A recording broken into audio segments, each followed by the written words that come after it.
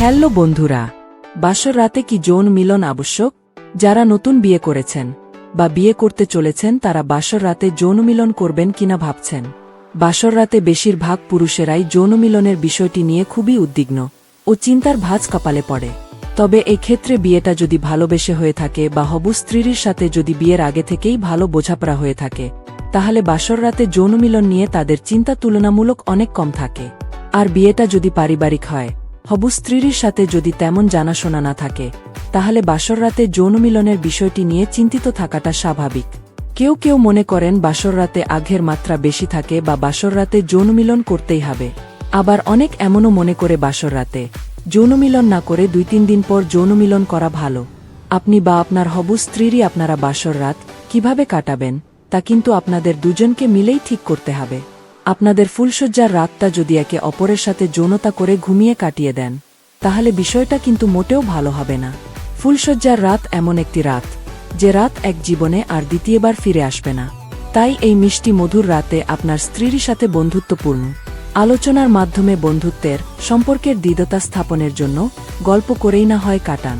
যৌন মিলনের রাত তো বহুবারই আসবে, কিন্তু বাসর রাত তো আর ফিরবে না। বন্ধুত্বের সম্পর্কের মাধ্যমে একে অপরের ভালো লাগা, খারাপ লাগার বিষয়গুলোকে জানার চেষ্টা করুন।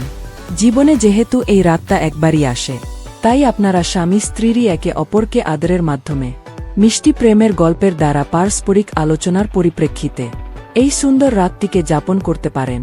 মনে রাখবেন, যৌন মিলন ছাড়াও বাসর রাতকে স্মরণীয় করে রাখার ও আরও রোমান্টিক করে তোলার অনেক রকমের উপায় আছে। তাই বাসর রাতে সহবাস করার থেকে একদিন বন্ধুত্বের আদর মিশ্রিত আলোচনা করা অত্যন্ত ভালো।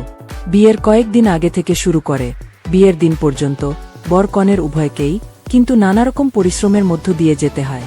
আর এই পরিশ্রম করার জন্য বিয়ের দিনে বর এবং কনে অনেক বেশি ক্লান্ত থাকে।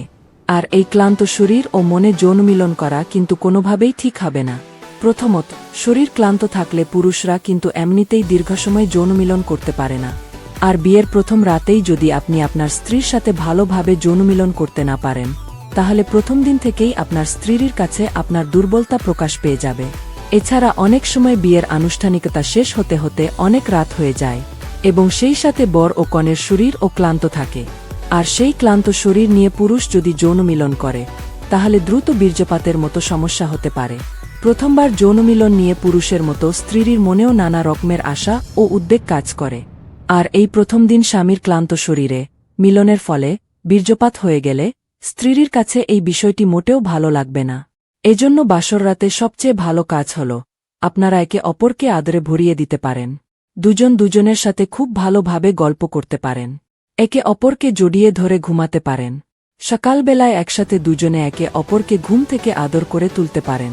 এরপর আপনারা বিয়ের পরের দিন অনায়াসে যৌন মিলন করতে পারেন, যেহেতু বাসর রাতে আপনারা পারস্পরিক খুব ভালোভাবে গল্প গুজব করে কাটিয়েছেন ও একে অপরের ভালো লাগা, খারাপ লাগা, মানসিকতা বুঝে নিতে পেরেছেন।